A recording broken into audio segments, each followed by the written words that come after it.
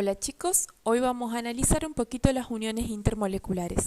Es un tema que ya pertenece a la unidad 2 y para ver uniones intermoleculares, que es una fuerza que atrae a las moléculas entre sí, primero vamos a tener que hacer un repaso de lo que son las uniones químicas. Y las uniones químicas se realizan cuando los átomos intentan lograr estabilidad. Los átomos son todos los elementos que aparecen en la tabla periódica. ¿Cómo logran esta estabilidad? Completando 8 electrones en su último nivel de energía. Vamos a recordar dos tipos de uniones químicas. Una covalente, que ocurre entre un no metal más otro no metal, y la finalidad es compartir electrones. Vamos a ver un ejemplo, como es el oxígeno. Para dibujar el oxígeno, lo hacemos a través de la tabla periódica. Yo acá voy a adelantar un poquito los pasos para que ustedes vean. Yo hice una captura de la tabla. Los dos niveles que aparecen acá, porque se ubican en el periodo 2, 2 electrones en el primer nivel y 6 electrones en el segundo nivel. ¿Qué es lo que aparece en estos dibujitos? 2 acá, 1, 2, 3, 4, 5 y 6 en el último nivel. Estos son los dibujos que aprendimos a comienzo de año, pero nosotros lo que vamos a hacer ahora es utilizar solamente la escritura por Lewis. A Lewis solamente le interesa escribir el símbolo y los electrones que se ubican en el último nivel de energía. Lo podemos hacer mediante cruces o mediante puntos. Recién decíamos que van a compartir electrones y que para lograr esta estabilidad necesitan llegar a este último nivel con 8 electrones. Como cada oxígeno tiene 6 electrones, para lograr la estabilidad le va a pedir prestado 2 a cada uno de los oxígenos para lograr completar esos 8 electrones. Hacemos la burbuja del enlace. En esta burbuja tiene que ir el símbolo y los 2 electrones que va a ser compartidos, y nuevamente la burbuja del siguiente enlace con los 2 electrones compartidos. Existen en los enlaces covalentes dos tipos, ¿sí? Vamos a ver un covalente polar y un covalente apolar. En el covalente polar existen polos. ¿A qué se deben estos polos? A que la distribución de las cargas eléctricas es distinta. ¿Cuándo ocurre eso? Siempre en presencia de hidrógeno.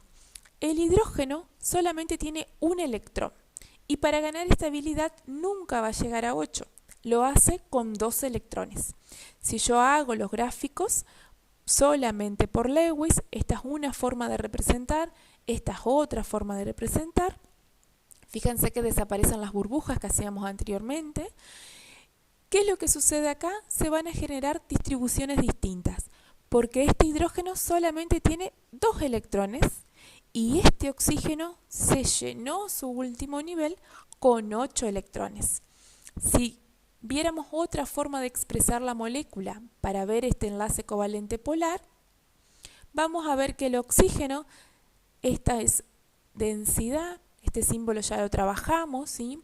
Pero se dice que es ligeramente negativo, porque tenía 8 electrones, y los electrones recuerden que tienen carga eléctrica negativa. Es mucha la carga eléctrica, y en cambio estos hidrógenos solamente adquirieron estabilidad con 2 electrones, y se dice que adquieren una leve densidad positiva. Por eso polar, por las diferentes cargas. Este tiene más carga y este tiene menos carga. Cuando es apolar, yo les puse bien el concepto acá, los átomos son no metales e idénticos. Un ejemplo, el nitrógeno. Volvemos a representar Lewis. El nitrógeno tiene 5 en su último nivel de energía y para ganar estabilidad necesita adquirir 3 más. Si yo haría las burbujas, tendría que envolver y adquirir 3 electrones de este elemento. Y este otro nitrógeno tendría que venir y envolver 3 electrones más, ¿sí? Esta es otra forma de representarla. Lo que a mí me interesa de esta diapositiva es que aprendan el tipo de enlace covalente apolar, que son no metales e idénticos. Otro tipo de enlace o unión química es el iónico. A diferencia del anterior, van a estar involucrados un metal y un no metal. El metal tiene la particularidad de ceder electrones y el no metal tiene la particularidad de captar electrones. Nuevamente los dibujos, tenemos el sodio por un lado, como se ubica en el periodo 3 tiene 3 niveles de energía, por el otro lado un no metal como el cloro, también se ubica en el periodo 3 con 3 niveles de energía, ¿sí?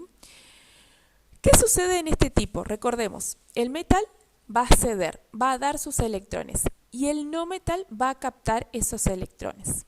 En este caso, representé Lewis, solamente me quedé con el último nivel, que hay un electrón, y acá en el último nivel hay 7 electrones. Y esta representación es mediante puntitos. Entonces, este metal le donó o le cedió a este no metal su electrón. Este ganó estabilidad y este también ganó estabilidad. Al ganar estabilidad por donar sus electrones, el sodio se transforma, como es un enlace iónico, en un catión porque pierde carga eléctrica negativa y el cloro se convierte en un anión porque gana electrones, por lo tanto adquiere carga eléctricamente negativa. Esto para conocer nomás, volví a hacer las capturas de la pantalla para que ustedes se puedan dar cuenta. Fíjense los 3 niveles de energía, 2, 8, 1 en la tabla periódica y de dónde obtuvimos el último electrón. Lo mismo que el cloro, 2, 8, 7 y a mí me importa el último nivel con 7 electrones. Y ahora sí vamos a lo que nos interesa, que es el tema actual, que son las uniones intermoleculares. Vamos a tener dos grandes grupos de uniones intermoleculares, las fuerzas de Van der Waals y los enlaces puentes hidrógenos. En las fuerzas de Van der Waals vamos a dividir a este tipo de fuerza en 3 fuerzas más: fuerza dipolo-dipolo, fuerzas de London y fuerzas ion-dipolos. Vamos a ver cada una de estas 3 fuerzas y sus particularidades.